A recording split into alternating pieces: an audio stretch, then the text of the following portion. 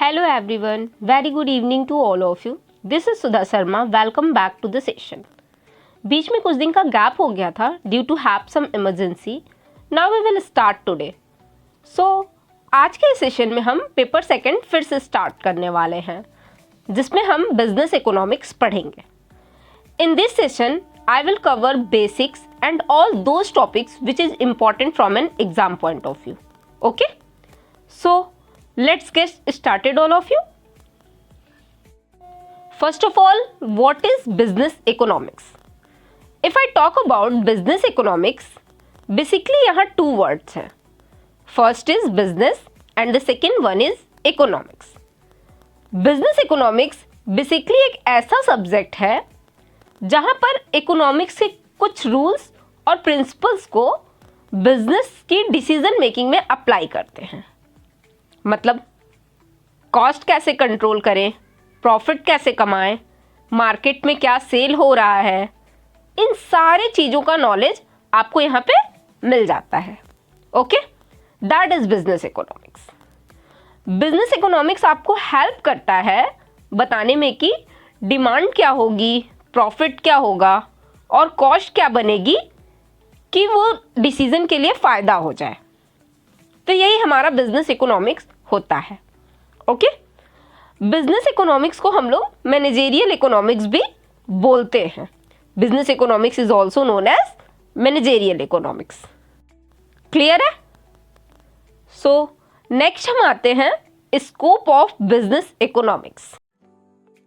अब देखो, बिजनेस की जो प्रॉब्लम्स है वो एक्सटर्नल भी होती है और इंटरनल भी होती है ना. तो बिजनेस इकोनॉमिक्स का स्कोप टू पार्ट्स में डिवाइडेड होता है, that is micro economics and macro economics.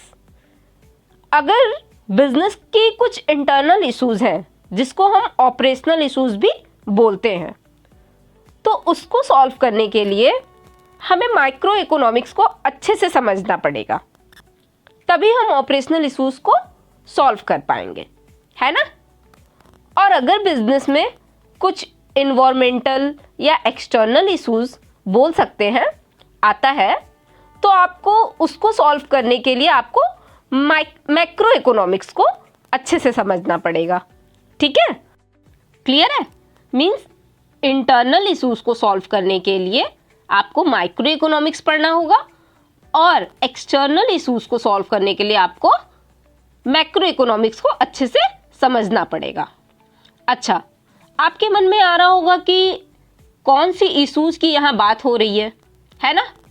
Issues की अगर बात करें तो कंपनी के अंदर क्या इश्यूज आ सकती हैं, तो वो क्या है समझो. यहाँ पे फर्स्ट स्कोप है demand analysis and forecasting. Demand analysis, demand की फोरकास्टिंग मींस कस्टमर प्रोडक्ट की डिमांड करेंगे या नहीं करेंगे, करेंगे तो कितना करेंगे, ये सब. ठीक है. नेक्स्ट है प्रोडक्शन एंड कॉस्ट एनालिसिस. कितना प्रोडक्शन करना चाहिए, क्या क्वांटिटी होनी चाहिए, मींस कॉस्ट प्रॉपर एनालिसिस करना चाहिए कि जो तुम इन्वेस्ट कर रहे हो सामान को बनाने में उसकी कॉस्ट जो है वो जस्टिफाइड है या नहीं है, कॉस्ट कम तो नहीं है या ज़्यादा तो नहीं है. ये हमारे इंटरनल इश्यूज होते हैं. ठीक है. नेक्स्ट है इन्वेंट्री मैनेजमेंट. इन्वेंट्री का मतलब होता है स्टॉक. तुम्हें अपने स्टॉक को मैनेज करना है. ठीक है, मींस आपको इतनी स्टॉक रेडी रखनी है. ठीक है, ये स्टॉक वेस्ट भी हो सकता है. अब नेक्स्ट है market structure and pricing policies. देखो, मार्केट का स्ट्रक्चर और प्राइसिंग पॉलिसीज आपको डिसाइड करनी है. जैसे रिसोर्सेस किस तरह से एलोकेट करनी है, जो आपके पास कैपिटल है उसको कहाँ कहाँ इन्वेस्ट करना है, ये भी एक इशू ही है. ठीक है ना. अब नेक्स्ट है प्रॉफिट एनालिसिस. अब देखो, प्रॉफिट एनालिसिस हम ये नहीं बोल सकते कि आज ही बिजनेस स्टार्ट किए हैं तो 1 साल बाद मुझे 20 लाख का प्रॉफिट हो जाएगा. अगर मान लो बोल भी देते हैं तो उसके पीछे कुछ ना कुछ तो एनालिसिस होनी चाहिए ये भी एक बहुत बड़ा इशूज़ है अपने आप में कि कितना प्रॉफिट आया है। तो ये सब हमारा माइक्रो इकोनॉमिक्स इंटरनल इशूज़ होता है, ठीक है। नेक्स्ट मूव टू अ मैक्रो इकोनॉमिक्स। अब देखो एक्सटर्नल इशूज़ की अगर हम बात करें तो ये डिपेंड करता है टाइप ऑफ इकोनॉमिक सिस्टम, ठीक है। किस देश में आपका वर्क चल रहा है, उस देश की इकोनॉमिक सिस्टम को समझना होगा, है ना। नेक्स्ट है trends in productions, income, saving, employment and investment etc। देखो बिजनेस में क्या होता है कि बिजनेस में अप्स एंड डाउन्स होता रहता है ना। आपको ये देखना चाहिए कि देश में नेशनल इनकम है या नहीं है, एम्प्लॉयमेंट है या नहीं है, लोग कितना सेव करते हैं, कितना इन्वेस्ट करते हैं, ये भी एक इशूज़ है। इसके बिहाफ पर आप डिसाइड कर सकते हो कि कितना आपको प्रोड्यूस करना है, ठीक है कि नहीं। नेक्स्ट है स्ट्रक्चर ऑफ वर्किंग कैपिटल, है ना। अब हमारे देश में फाइनेंशियल सेक्टर और कैपिटल मार्केट कैसे वर्क कर रही है, ओके।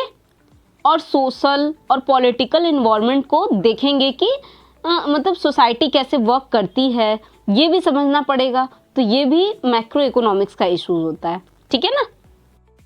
तो यही सब हमारे मैक्रो इकोनॉमिक्स इशूज़ हैं ना। जैसे और भी है trends in labour, trends in capital marketing, industrial policy, monetary policy and price policy, ये इसका पूरा एक चैप्टर है। सोशल ऑर्गेनाइजेशन, ये सारी चीज़ें माइक्रो इकोनॉमिक्स में आती हैं, सॉरी मैक्रो इकोनॉमिक्स में आती हैं। ये मैक्रो इकोनॉमिक्स इशूज़ है, ठीक है। मैंने यहाँ आप लोगों को meaning of business economics and scope of business economics explain कर दिया है। नेक्स्ट मैं ऑब्जेक्टिव्स ऑफ बिजनेस फॉर्म लेकर आऊँगी। आई होप यहाँ तक आप लोग को क्लियर हो गया होगा। So thank you so much everyone, thank you for watching this video.